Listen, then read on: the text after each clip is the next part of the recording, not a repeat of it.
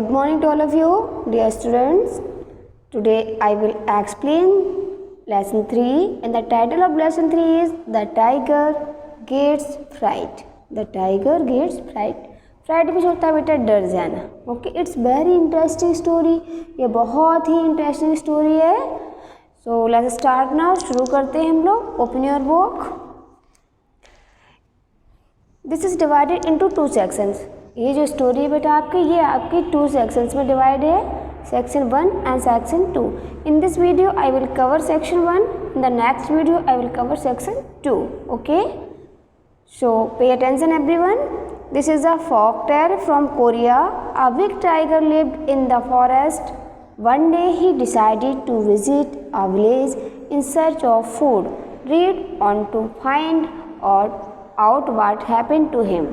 बेटा ये एक फोक टेल है. फोक टेल्स मतलब होता है लोक कथाएं. जो हम लोग कथाएं सुनते हैं, कहा जाता था ऐसा हुआ था वैसा हुआ था, like this type. A big tiger, एक बड़ा सा टाइगर था. लिव्ड इन द फॉरेस्ट, जंगल में रहता था. वन डे, एक दिन ही डिसाइडेड मतलब होता है निश्चय करना. एक दिन उसने निश्चय किया टू विजिट, घूमने का. अब विलेज, एक गांव को घूमने का. किस लिए? इन सर्च ऑफ फूड, खाने की तलाश में एक गांव में जाने का निश्चय किया. Read on to find out what happened to him. अब इस सेक्शन 1 में we will read what happened to him, कि उसके साथ में क्या हुआ. इस सेक्शन में हम लोग पढ़ेंगे.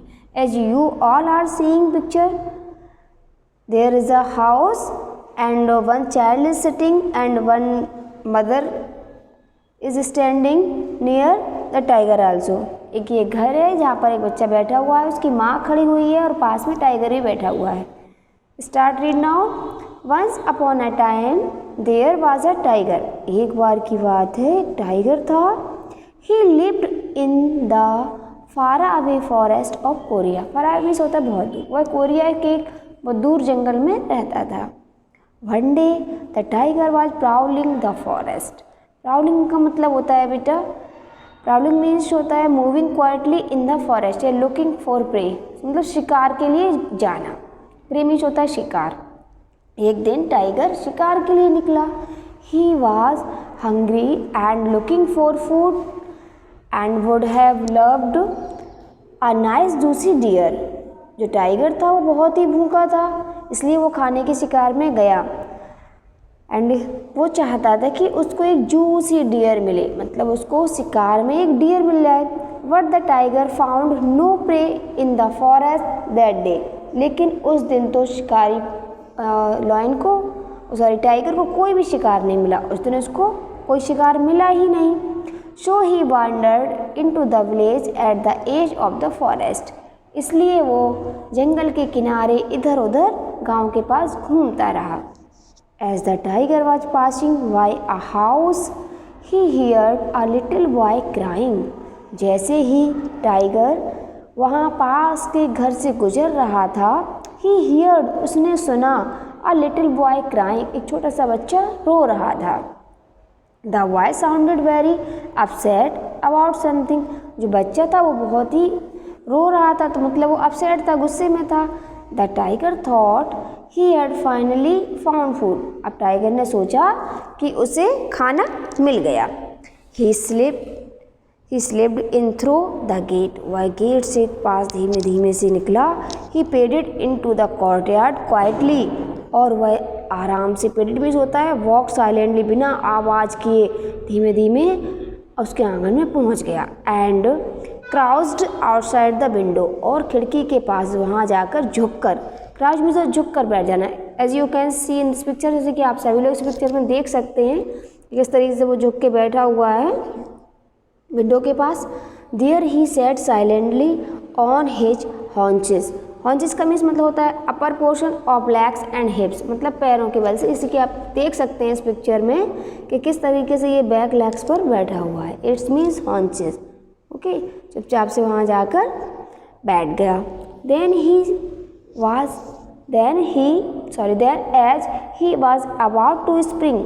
स्प्रिंग मीन्स होता है जंप. वो बच्चे को ऊपर जंप करने ही वाला था, पकड़ने ही वाला था उसको. He hear the boy's grandmother talking to him. उसने सुना कि बच्चे की ग्रैंड मदर थी, उसकी दादी थी, उससे बात कर रही थी. सी सेड, उसने कहा, hush don't cry so loudly, चुप हो जाओ, इतना तेज़ मत रो। The nasty striped tiger will come and get you, गंदा और वो लाइनिंग वाला, स्ट्रिप्स का मतलब होता है लाइनिंग, जैसे कि आप लोग देख सकते हैं इस पिक्चर में जो यहाँ इस पे स्ट्रिप्स बनी हुई हैं। तो उसकी दादी माँ बच्चे से कहती है चुप हो जाओ, इतना ज़ोर से मत रो, नहीं तो गंदा लाइनिंग वाला टाइगर आएगा एंड गेट यू और तुमको अपने साथ ले जाएगा। दिस सरप्राइज द टाइगर, यह सुनकर टाइगर तो सरप्राइज हो गया, आश्चर्यचकित हो गया। ही थॉट, उसने सोचा, he had crept in very quietly, वो तो बहुत धीमे धीमे आया था, उसने तो बिल्कुल आवाज़ ही नहीं की थी। Surely no one could have heard him, और जहाँ तक कि बिल्कुल श्योर था वो, उसे तो किसी ने देखा ही नहीं। But it seemed that the voice grand mother had, अब उसे लग रहा था कि अगर दादी माँ ने ये बोला चुप हो जाओ, गंदा स्ट्रिप्स वाला टाइगर आके तुम्हें ले जाएगा, तो उसे लगा कि लगता है दादी माँ ने मुझे देख लिया है। Now come on the next page.